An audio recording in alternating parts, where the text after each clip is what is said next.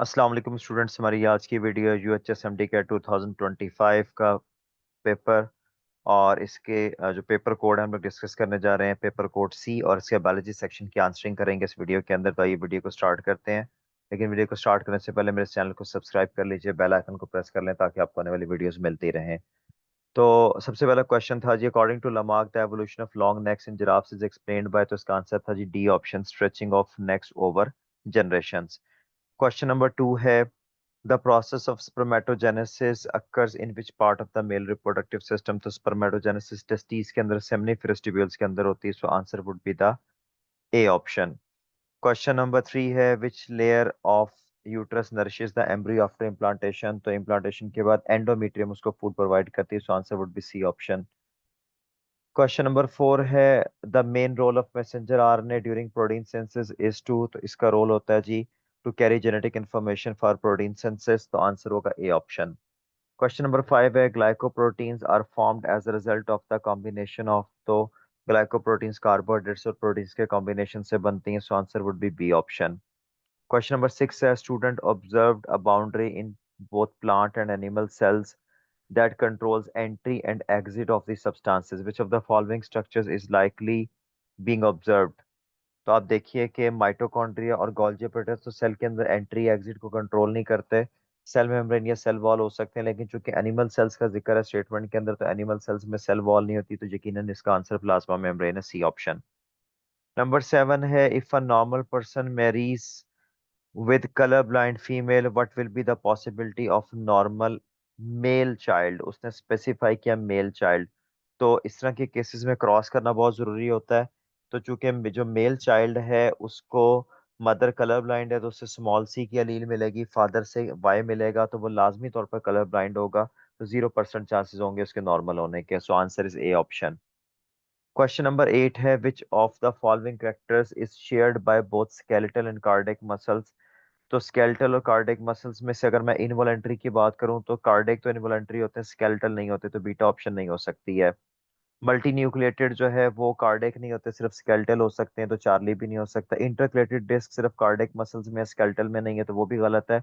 अलबत्ता स्टीरिएशंस दोनों के अंदर पाई जाती हैं, so answer would be A option. Question number 9 है, which of the following muscle types are involuntary in action.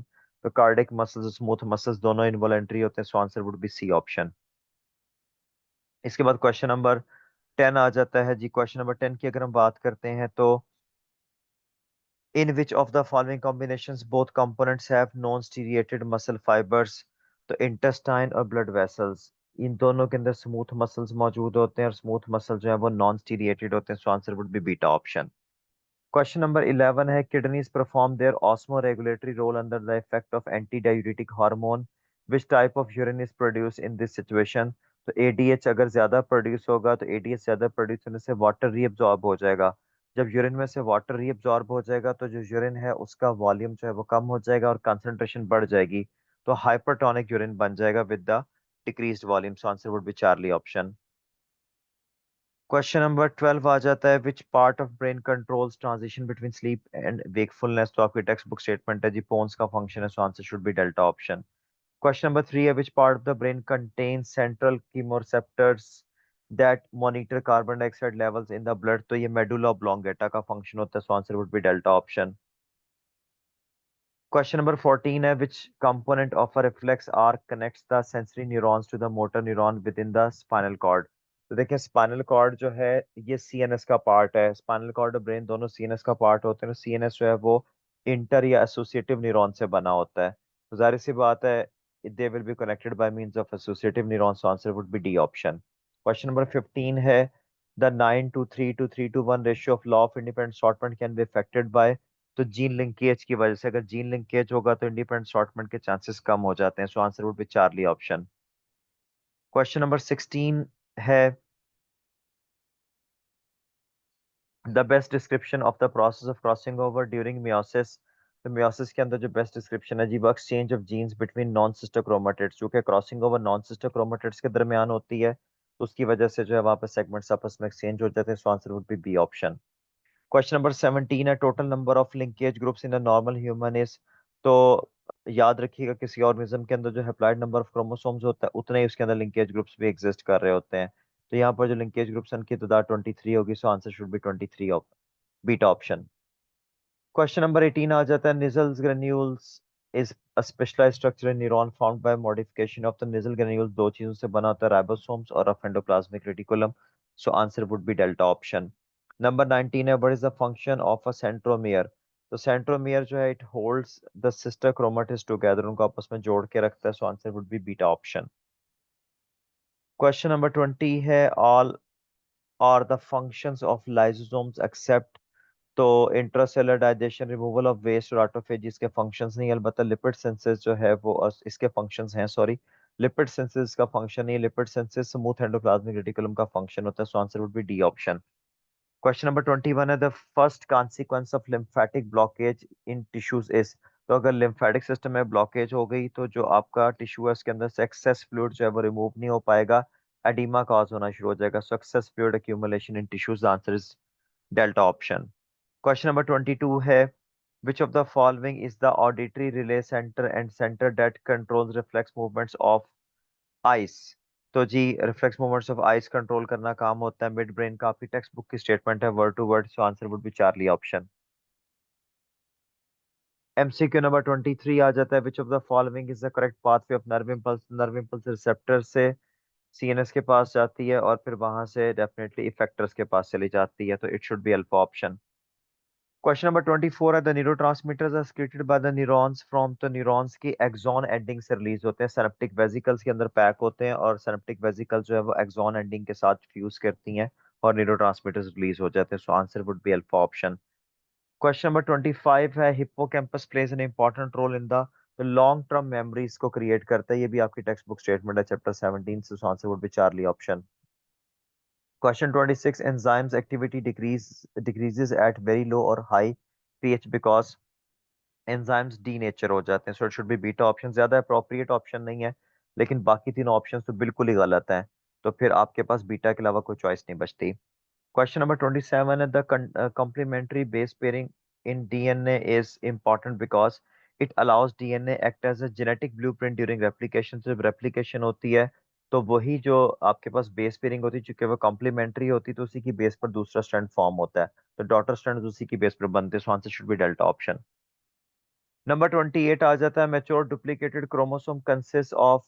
तो मेच्योर डुप्लीकेटेड क्रोमोसोम जो है उसके अंदर two identical double helical DNA molecules होते हैं, एक एक क्रोमेटिड्स के अंदर और दूसरा दूसरे क्रोमेटिड के अंदर। सो answer should be alpha option. The most primitive respiratory process occurring in a living cells is. तो आपकी टेक्स्ट बुक के अंदर प्रिमिटिव का लफ्ज जो है वो अल्कोहलिक से पहले लिखा हुआ है, लेकिन उसने ये नहीं लिखा हुआ कि ये मोस्ट प्रिमिटिव है। आप इंटरनेट पे सर्च कर लें, मल्टीपल सोर्सेज से आपको जो आंसर मिलेगा वो लैक्टिक एसिड फर्मेंटेशन होगा। तो डाटा हमें ये बताता है एवोल्यूशनरी एविडेंसेस की बुनियाद पर कि lactic acid fermentation alcoholic fermentation से ज्यादा पुरानी है। और जाहिर सी बात है, ग्लाइकोलिसिस और क्रेब्स साइकिल तो फिर इररेलेवेंट हो जाते हैं। So answer should be alpha option. Question 30 है, receive retain and nourish a fertilised ovum is the main function. तो ओवम को रिटेन करना, फर्टिलाइज्ड ओवम का मतलब है जाइगोट। तो वो यूट्रस के अंदर इम्प्लांट होता है, वहीं पे रिटेन होता है। So answer should be beta option. Question 31 है, the primary function of larynx is. तो लेरिंक्स का जो प्राइमरी फंक्शन, वैसे अब यहाँ ऑप्शंस में नहीं है। वैसे तो ये होता है कि prevents the entry of the food into the trachea, लेकिन अब यहाँ पे ऑप्शंस में नहीं है। तो फिर सेकंड वन जो है वो वॉइस प्रोडक्शन होता है, तो फिर आप उसी के साथ जाएंगे। Answer is delta option. Alpha beta और चार्ली जो है वो वैसे ही गलत है। क्वेश्चन नंबर 32 आ जाता है, during menstrual cycle luteinising hormone is created due to. तो आपकी बुक में लिखा हुआ है increase in oestrogen and decrease in FSH. तो यहाँ पे ऑप्शंस में इंक्रीज इन एस्ट्रोजन तो नहीं दिया हुआ, अलबत्ता डिक्रीज इन एफएसएच दिया हुआ, तो that would be the answer beta option. ये चैप्टर नंबर 18 के अंदर मेंस्ट्रुअल साइकिल वाले टॉपिक के अंदर बकायदा आपकी टेक्स्ट बुक में मेंशन है। क्वेश्चन नंबर 33 आया था, left and right cerebral hemispheres are connected with each other by. ये बड़ा इंपॉर्टेंट क्वेश्चन है, पहले भी कई दफा आया हुआ है पास्ट पेपर्स में। कार्पस कैलोसम के जरिए से अटैच होते हैं। So it should be beta option. Question number 34 आ जाता है जी, which is the common feature between cardiac and smooth muscles. तो दोनों इनवॉलेंट्री होते हैं, ब्रांच्ड सिर्फ कार्डिक होते हैं और वॉलेंट्री इनमें से कोई भी नहीं है, और अनब्रांच सिर्फ स्मूथ है। So it should be beta option. Question number 35 है, the joints which cause rotational movement are. तो बॉल एंड सॉकेट जॉइंट होते हैं, आप अपनी आर्म को रोटेट कर सकते हैं। तो वो रोटेशनल मूवमेंट जो है वो बॉल एंड सॉकेट जॉइंट्स की वजह से होती है। स्विचर्स जो है वो आपकी स्कल के अंदर मौजूद होते हैं, इमूवेबल जॉइंट्स होते हैं। हिंज जॉइंट्स और कार्टिलेजिनस आपने पढ़े ही में, कार्टिलेजिनस जॉइंट स्लाइटली मूवेबल होते हैं, तो वो रोटेशन कॉज नहीं कर सकते। क्वेश्चन नंबर 36 आ जाता है, self fertilisation plants through successive generations can lead to the development of, तो ट्रू ब्रीडिंग प्लांट्स बन सकते हैं, so it should be Charlie option. Question number 37 आ जाता है, which part of the neuron typically receives incoming signals from other neurons, तो dendrite जो है वो सिग्नल्स को रिसीव करता है और एक्सॉन उनको अगले न्यूरॉन्स को ट्रांसफर करता है, so it should be beta option.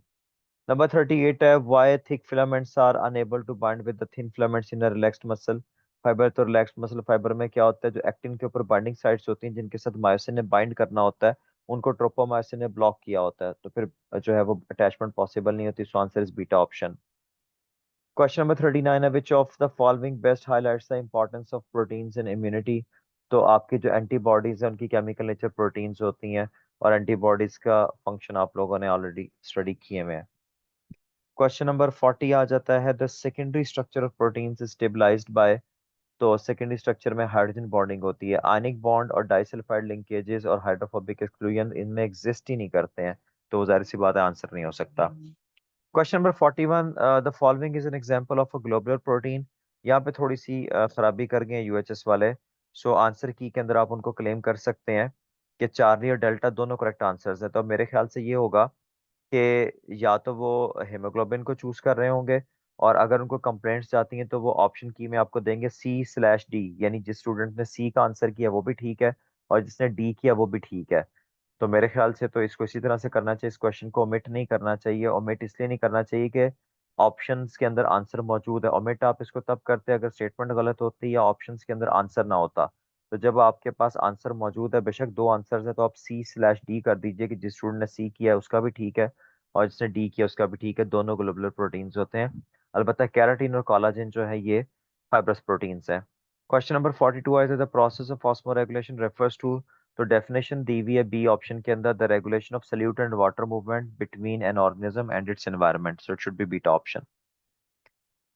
Question 43 आ जाता है, baby girl is born with haemophilia which is an X linked recessive disorder, what are the most likely genotypes of her parents, तो अगर लड़की को हीमोफिलिया तो इसका मतलब है उसके पास दोनों स्मॉल एच होने चाहिए क्योंकि ये एक्स लिंक्ड रिसेसिव है, तो ये उसी सूरत में पॉसिबल है कि उसके फादर को हीमोफिलिया हो और मदर एट लीस्ट कैरियर हो।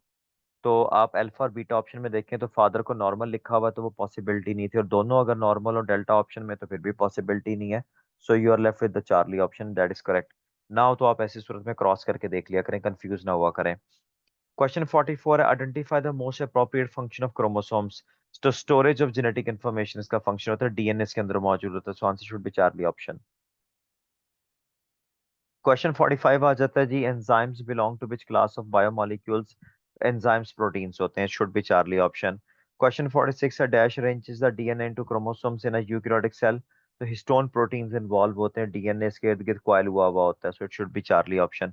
न्यूक्लियोसोम में तो ऑलरेडी डीएनए मौजूद है, न्यूक्लियोसोम के अंदर तो डीएनए शामिल है, तो न्यूक्लियोसोम के ऊपर डीएनए थोड़ी अरेंज होगा, वो तो ऑलरेडी उसके अंदर डीएनए मौजूद है, तो हिस्टोन्स के ऊपर होता है, so it is Charlie.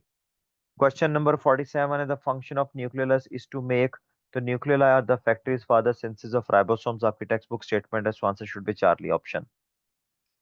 Question number 48 है, which of the following blood vessels have lowest blood velocity with correct reason for low blood velocity, तो कैपिलरीज जो हैं जी उसकी वजह ये होती है कि highest overall cross sectional area होता है, इसके से वेलोसिटी रिड्यूस हो जाती है, so beta option. Question number 49 है, an active athlete has more stamina of running compared to an officer of the same age with physically inactive lifestyle. Which of the following organelles are greatly increased in the muscle cells of athletes? जाहिर सी बात है, athlete चूंकि मुसलसल running या jogging exercise कर रहा है तो उसके सेल्स के अंदर नंबर ऑफ माइटोकॉन्ड्रिया बढ़ जाते हैं ताकि एरोबिक रेस्पिरेशन ज्यादा हो सके और ज्यादा एटीपीज बन सके, तो ये हमारी बॉडी में नेचुरल एबिलिटी मौजूद होती है कि माइटोकॉन्ड्रिया जरूरत पड़ने पर बनाए जा सकते हैं, so it should be beta option. Question number 50 आ जाता है, which once an action potential reaches the membrane of a skeletal muscle fiber, what is the first event that occurs in the contraction process? असल में तो ये होता है कि जब आपके पास action potential membrane skeletal muscle fibre पे पहुंच जाता है तो वहां पर साइनेप्स का प्रोसेस होता है जिससे मैसेज जो है वो सार्कोलीमा के पास जाता है, सार्कोलीमा से वो सार्कोप्लाज्मिक रेटिकुलम के पास जाता है, लेकिन इन दोनों इवेंट्स का यहाँ पे जिक्र नहीं है। सार्कोप्लाज्मिक रेटिकुलम के अंदर से फिर कैल्शियम आयंस रिलीज होते हैं, तो थर्ड स्टेप होता है बेसिकली ये, लेकिन यहाँ पे चूंकि पहले दो स्टेप्स का जिक्र ही नहीं है तो फिर डेफिनेटली आपको थर्ड वाला चूज करना पड़ेगा जो कि चार्ली ऑप्शन में गिवन है। Calcium is release from the sarcoplasmic reticulum, so this is Charlie option. Question number 51 है the pubic symphysis is is a slightly movable joint by which of the following tissue, तो fibrocartilage वहां पे exist करती है, fibrocartilage से बना होता है, so this should be beta option. Question number 52 आ जाता है जी, in a pea plant seed colour is determined by two alleles capital Y and small y, which parental cross would most likely result in offspring showing a 1-to-1 ratio of yellow to green seeds। तो बेशक cross करके देख लीजिएगा, capital Y small y को अगर आप small y से cross करेंगे तो ये रिजल्ट आता है, तो answer is beta option. Question number 53 है, Mendel crossed a plant with round yellow seeds and a plant with wrinkle green seeds, what was the phenotype of all F1 offspring, तो सारे के सारे राउंड येलो होंगे, so it should be beta option. Question number 54 है जी, in a normal 28 days menstrual cycle when would you expect the LH surge to occur, तो देखें common sense की बात है, LH ओवुलेशन इंड्यूस करता है, तो ओवुलेशन जो है वो अमूमी तौर पे 13 और 14 डे पे जाके होती है, तो आप वहां से ऑप्शन चूज कर सकते हैं beta option 11 to 14 days, so beta. Question number 55 है, which property of water helps in moderating Earth's climate and maintaining stable temperature in aquatic environments, तो high specific heat capacity of water है क्योंकि अपने साथ बहुत सारी हीट को ले जाता है। क्वेश्चन नंबर 56 है, effect of increase substrate concentration on enzyme activity, तो जी increase the reaction rate until all active sites are saturated, जाहिर सी बात है कि जब आपने सबस्ट्रेट को बढ़ा दिया, एंजाइम तो ऑलरेडी आपके पास ज्यादा थे, तो रेट ऑफ रिएक्शन बढ़ना शुरू हो गया, जब तक सारे के सारे एंजाइम्स की एक्टिव साइट फिल नहीं हो जाती हैं, इस कंडीशन को सैचुरेशन कहते हैं, so it should be beta option. Question 57 है, an oligosaccharide is made up of at least, अच्छा ये थोड़ा सा ट्रिकी क्वेश्चन था, कई स्टूडेंट्स ने शायद इसका आंसर चार्ली ऑप्शन किया होगा, 3 to 10 सैकेराइड यूनिट्स। उसने आपसे रेंज नहीं पूछी हुई, वो कह रहा है एट लीस्ट, कम से कम, तो कम से कम आपके पास दो मोनोसेक्राइड्स होते हैं, उसने रेंज आपसे कब पूछी है, कई स्टूडेंट्स रेंज के चक्कर में गलत कर रहे हैं। मैं सोशल मीडिया पे देख रहा था कई लोगों ने कीज के अंदर भी ये 3 to 10 वाली ऑप्शन दी हुई है, 2 to 10 वाली ऑप्शन होती चले फिर भी बात समझ आती थी, लेकिन गलत वो भी होता क्योंकि उसने रेंज नहीं पूछी भी, उसने पूछा एट लीस्ट, कम से कम, तो कम से कम आपको दो चाहिए, उसने रेंज तो पूछी नहीं है, so answer is alpha option.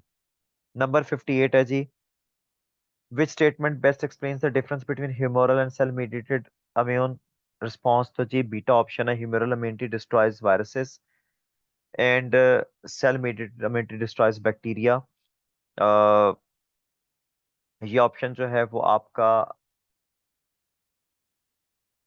गलत होगा, ये चूज नहीं होगा, इसका आंसर जो है वो that is the alpha option, beta option नहीं होगा, इसका आंसर अल्फा ऑप्शन है, let me make it correct.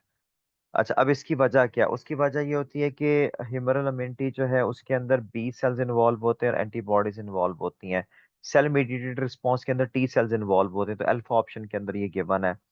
Viruses का जिक्र नहीं होता है इसके अंदर, तो option A will be the correct answer.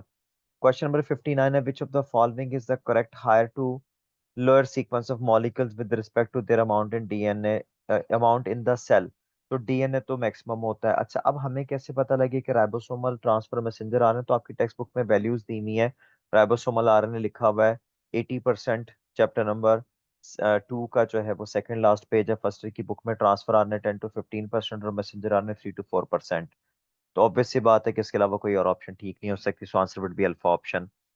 उसके बाद क्वेश्चन नंबर 60 आ जाता है जी, a person is in hot weather is unable to maintain body temperature, का मतलब आप अपने टेम्परेचर को कम नहीं कर पा रहे, तो आपको टेम्परेचर को कम करने के लिए वेजो डायलेशन की जरूरत होती है ताकि स्किन की तरफ ज्यादा ब्लड आए और वहां से हीट डिसिपेट कर सके, स्वेटिंग होगी तो आपको पता है वेपोरेशन से कूलिंग फिनोमेनन, तो इसका मतलब है उस शख्स के अंदर ये दो मैकेनिज्म्स प्रॉपरली नहीं हो पा रहे हैं, that is why the answer should be the alpha option. Question number 61 है, the main idea in Darwin's theory of origin of species by natural selection is to evolution occurs through gradual accumulation of adaptation through successive generations, जैसे गैलापैगस finches के अंदर हुआ था कि आस्ता आस्ता multiple generations के बाद उनकी जो बीक्स थी उनकी शेप्स चेंज हो गई थी, so this is delta option. 62 है, which of the following is the key feature of RNA, तो RNA के अंदर राइबोस और यूरासिल होता है, थायमिन नहीं पाया जाता, तो इसलिए अल्फा बीटा और डेल्टा ऑप्शंस ऑटोमेटिकली रॉन्ग हो गए। Question number 63 है, which of the following types of RNA make up the largest proportion of total cellular RNA, तो राइबोसोमल आरएनए मैंने पहले भी कहा 80% होता है, so that is highest, so answer will be beta option। Number 64 आ जाता है जी, the bacterium Treponema pallidum is responsible for, तो साइफिलिस कॉज करता है, alpha option. Tissue fluid in a lymphatic system is called as, तो lymphatic system के अंदर वो टिश्यू फ्लूइड जब एंटर हो जाता है तो उसको लिम्फ का नाम देना शुरू कर देते हैं। ब्लड वेसल्स में वो प्लाज्मा होता है, टिश्यूज में टिश्यू फ्लूइड, और लिम्फ वेसल्स के अंदर आकर लिम्फ। क्वेश्चन नंबर 66 है, which one of the following biomolecules is a polymer और पॉलीसेकेराइड। तो सक्रोज, पेंटोज और लैक्टोज तीनों जो है ये सुक्रोज डाइसेकेराइड होता है, पेंटोज मोनोसेकेराइड है, लैक्टोज डाइसेकेराइड है। यहाँ पे पॉलीसेकेराइड पूछा हुआ तो ग्लाइकोजन पॉलीसेकेराइड है। ऑल फैक्ट्री रिसेप्टर्स जो कीमो रिसेप्टर्स होते हैं जी, should be delta option. Number 68 आ जाता है, which of the following organisms eliminates nitrogen waste mainly in the form of uric acid. तो यूरिकोटैलिक पूछे में तो बर्ड्स होते हैं, इंसेक्ट्स होते हैं, रेप्टाइल्स होते हैं, जहाँ पे ऑप्शंस में बर्ड्स दिया बस चार्ली ऑप्शन। क्वेश्चन नंबर 69 है, which of the following cells possess Nissl's granules. तो निजल ग्रेन्यूल्स जो है वो न्यूरॉन्स के अंदर होते हैं, so answer would be alpha option, nerve cells. Question number 70 है, which part of human brain is involved in maintaining the posture and balance. तो ये सेरिबेलम का काम है हाइंड ब्रेन के अंदर, सो it should be beta option. Arthritis के अंदर क्या होता है, जॉइंट्स में इन्फ्लेमेशन हो जाती है, so it should be alpha option. Question number 72 है, which type of joint is present in pubis. तो प्यूबिस के अंदर चूंकि कार्टिलेज होती है तो कार्टिलेजिनस जॉइंट पाया जाएगा। क्वेश्चन नंबर 73 है, which type of neuron stimulate muscles to contract in a reflex arc. तो जी मोटर न्यूरॉन्स जो है वो स्टिमुलेट करते हैं मसल्स को, क्योंकि मसल्स इफेक्टर्स हैं, इफेक्टर्स के पास मैसेज हमेशा मोटर न्यूरॉन्स लेके जाते हैं। क्वेश्चन नंबर 74 है, which of the following statements best compare cell division in prokaryotic and eukaryotic cells. तो eukaryotes divide by mitosis, prokaryotes में बाइंड डिफिशन होती है। अब आप देखें अल्फा और बीटा ऑप्शन में लिखा हुआ है कि प्रोकैरियोट्स में माइटोसिस और मियोसिस होती है, तो प्रोकैरियोट्स में ना तो माइटोसिस होती है ना ही मियोसिस हो सकती है, सो ऑटोमेटिकली वो ऑप्शंस गलत हो गए, आपके पास एक ही ऑप्शन बचता है, and that option is the Charlie option. Question number 75 है, which of the following best describes acquired characteristics according to Lamarckism. तो ट्रेट्स डेवलप बाय यूज और डिसयूज, जिन कैरेक्टर्स को आप ज्यादा यूज करते हैं वो बेहतर डेवलप हो जाते हैं, जिन ऑर्गन्स को आप कम यूज करते हैं वो डेवलप नहीं होते। According to lock and key model, active site is regarded as rigid होती है और स्पेसिफिक होती है, स्पेसिफिक सबस्ट्रेट को बाइंड कर सकती है। क्वेश्चन नंबर 77 आ जाता है जी, peptide bonds are important in proteins because they link amino acids. Peptide bonds amino acids को आपस में जोड़ते हैं। क्वेश्चन नंबर 78 है, why are retroviruses placed in separate class of RNA viruses. तो रेट्रोवायरसेस कौन से होते हैं जी, आरएनए ट्यूमर वायरसेस हैं। इसकी सबसे फेमस एग्जांपल है एचआईवी। तो आपको पता है एचआईवी के अंदर रिवर्स ट्रांसक्रिप्टेज एंजाइम होता है जिसकी मदद से वो आरएनए को डीएनए में कन्वर्ट कर सकता है, so that is why the answer would be delta option. उसके बाद क्वेश्चन नंबर 79 आ जाता है, reversible inhibitors differ from irreversible inhibitors because they bind temporarily. तो ये टेम्परेरी होते हैं और इनको रिमूव करना पॉसिबल है, so answer would be beta option. Number 80 है, which is an enzyme activator secreted by intestinal glands. तो जी एंजाइम एक्टिवेटर एंटीरोकाइनेज है, क्योंकि ये ट्रिप्सिनोजन को एक्टिवेट करता है into trypsin, so answer should be Charlie option. और बायोलॉजी का last MCQ, in which of the following combination both components have hyaline cartilage. तो नोज और ट्रैक के दोनों में हिलाइन कार्टिलेज पाई जाती है, so it should be the delta option. तो ये वीडियो सिर्फ और सिर्फ जो है वो आंसर्स के ऊपर थी। चूंकि स्टूडेंट्स को आंसर्स की जरूरत होती है अपना टेस्ट चेक करने के लिए कि उनके कितने आंसर्स ठीक हैं या गलत हैं। इंशाल्लाह आने वाले दिनों में इस पूरे पेपर की आंसरिंग के ऊपर भी मैं वीडियो बनाऊंगा ऑफिशियल आंसर्स के ऊपर के साथ, जो कि यूएचएस प्रोवाइड करेगी। और बाद में डिस्कशन की भी एक कंप्लीट वीडियो बनाऊंगा जिसमें मैं टेक्स्ट बुक रेफरेंसेस और डायग्राम्स की मदद से हर ऑप्शन को डिस्कस करूंगा। तो ऐसी काम की वीडियोस के लिए मेरे चैनल को सब्सक्राइब कर लीजिए ताकि आपको आने वाली वीडियोस भी मिलती रहे। Thank you very much.